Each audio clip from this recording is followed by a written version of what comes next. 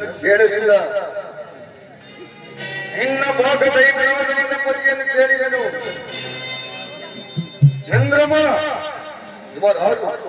ಇವರಾರು ನನ್ನ ಮುಂದೆ ನೋಡಿರುವ ಉದ್ದ ಬೋಲಕ್ಕೆ ಅವರು ನಿಮ್ಮ ಪುತ್ರಿಯರಾದ ಪುಷ್ಯವತಿ ರೇವತಿಯರು. ಏನು?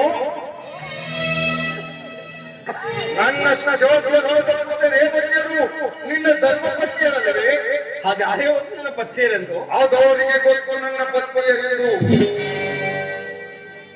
ಜ್ಞಾಪಕ ಬಿಡು ಚಂದ್ರಮ, ಈ ದಕ್ಷ ಪತಿಯರಿಗೋಸ್ಕರ ಹೋಗಿ ವಿಶ್ವಕರ್ಮನೆಂಬ ಬಳಿಗೆ ನಿರ್ಮಿಸಿದ್ದನು.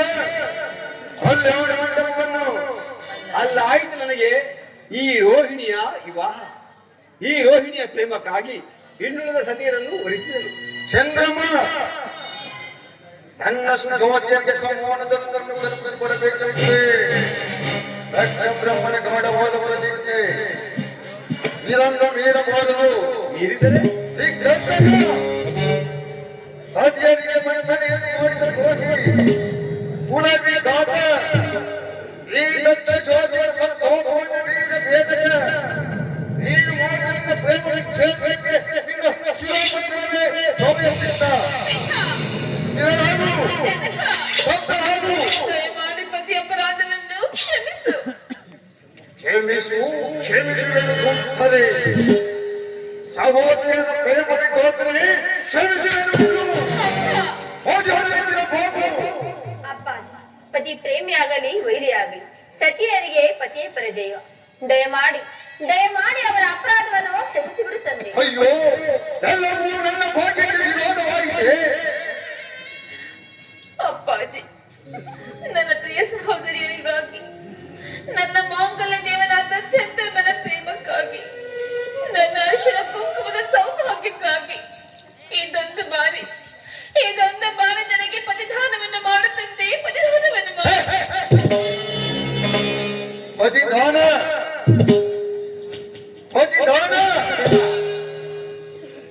ದಕ್ಷದೇವ, ನಿನ್ನ ಮುತ್ತುಮುಕ್ಕಳ ಮಗುವನ್ನಾದರೂ ನೋಡಿ ಇದೊಂದು ಬಾರಿ ಕ್ಷಮಿಸು.